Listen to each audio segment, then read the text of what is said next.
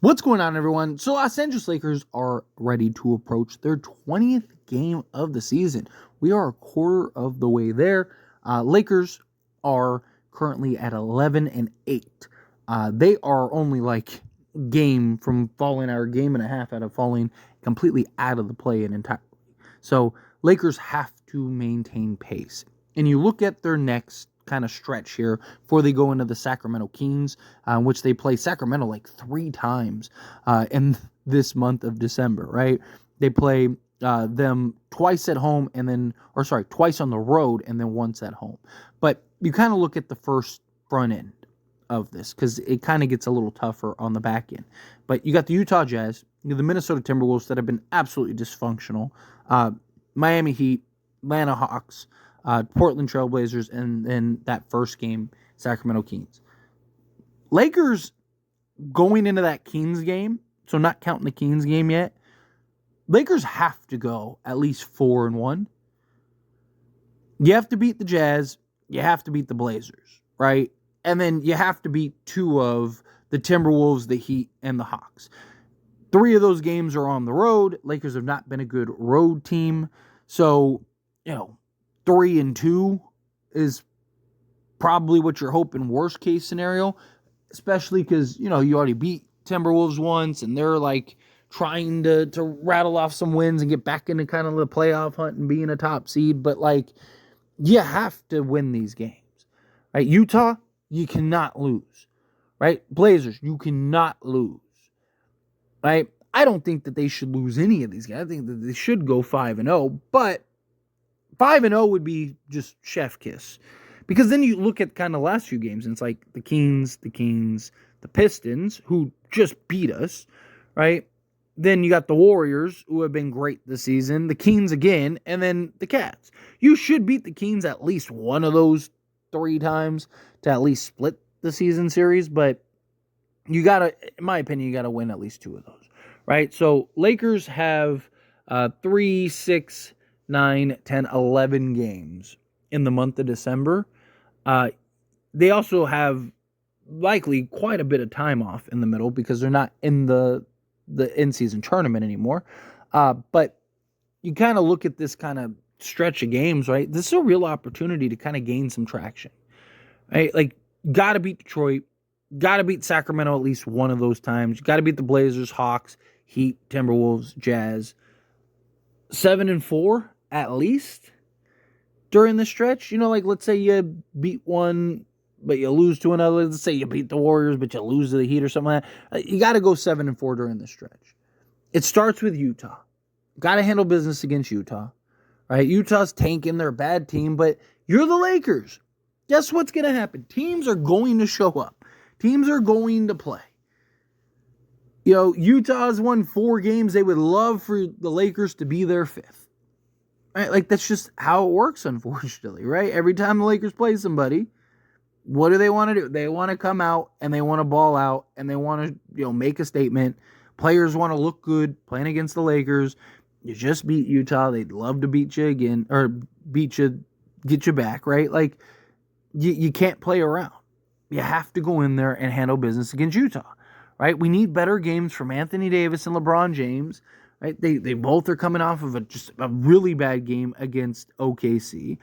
I actually liked Anthony Davis's game against the Spurs. Right, that game where he was 19, 14, and 7, 8 of 14 from the floor. Right, like, I actually prefer those games. I mean, I'd like a little more scoring from him. Right, 23 to 25. But like, if he gave me like 23, 14, and 7 every night, or like, let's say 23, 12, and 5. Right? Like, if he did that every night, I'd love that. Because he's giving you like 40 points a night in production. Like, that's just much more valuable. Right? So, like, I am actually a fan of when Anthony Davis kind of plays that way. When he plays controlled and he's trying to get guys involved and, he's playing out of the double teams and passing out of the double teams and stuff. I really do think that that's the best version of Anthony Davis. However, it's, the Lakers they got to figure this stuff out. We need guys to be more consistent, right? Austin Reeves, he's got to find a way to be more consistent, Right? I've been incredibly critical of Austin Reeves, but it's warranted. The guy just keeps laying duds. I mean, even the 2 games prior where he was good, like he was good in the first half. Like, so even game to game, right? He's not consistent. He's consistently inconsistent. You look at that Thunder game, right? It's like 3 of 11, 1 of 9 from 3. He had 11 points, sure, but it was free throws. He was 4 or 5 from the foul line. Half his points came from free throws, right? Like, he's got to find a level of consistency. D'Angelo Russell went from being completely unplayable to the last few games, has been really good. He's been much more aggressive, been rebounding the ball well too, right? But here's the thing, right? Like, can he be consistent? Can he maintain that? Can he keep that up? Right? I've said this before, even after the Spurs game, right? That, like, I'm not saying he has to go give you 17 a game. It'd be nice, right? We're 2 straight games he gave you that. But I don't, like, if he's 12-5 off the bench, because you got to remember, he's a 6th man. If he's 12-5 off the bench, then I think you're in good shape, right? But everyone has to be better. LeBron James, Anthony Davis. LeBron's got to stop turning the ball over, man. This guy giving you as many turnovers as assists every night. It's just, I mean, he's always been a little turnover happy, but like this season has just been, it's the decision making. I know people are like, he's older. Like, unless his brain is just, Father Time is taking his brain instead of his body, because it's just the decision making. It's him constantly trying to thread the needle. He's just careless with the basketball. I mean, in that Thunder game, he had, 2 travel calls and a double dribble call? Like, it's just, come on, man. Like, we need better. Right? And look, I know people, he's, 40 years old. Like, like, you can't be blaming him. It's like, well, he's still top 10 player, and he's still making, last I checked, 40+ million, isn't he? So, of course he can. He's still LeBron James, still great. He gets the praise when he's closing out games and playing fantastic, right? Look, I'm as big of a LeBron guy as anybody, right? I've repeatedly said that I believe LeBron James is the greatest player to ever play the game of basketball, but he's not above criticism, right? Like, he's not a guy that, is like, no one is. Jordan, Kobe, you name it, right? Nobody is above criticism, right? When they're struggling and they're being careless and they're just doing stuff, like, right? He's averaging 4 turnovers a game.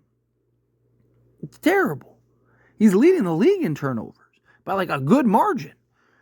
Like, he's got to be better in his decision making. Stop trying to force it. I do like that he's been trying to play more into the offense, and he's trying to, because he knows he's not stupid, right? He knows, like, hey, I'm in my later years. I don't got it the way that I used to. I need to pick and choose my spots. I need to kind of let other guys handle stuff, right? He's been letting Reeves kind of handle, duties a little more, but Reeves has got to pick it up, right? We need these guys to be better.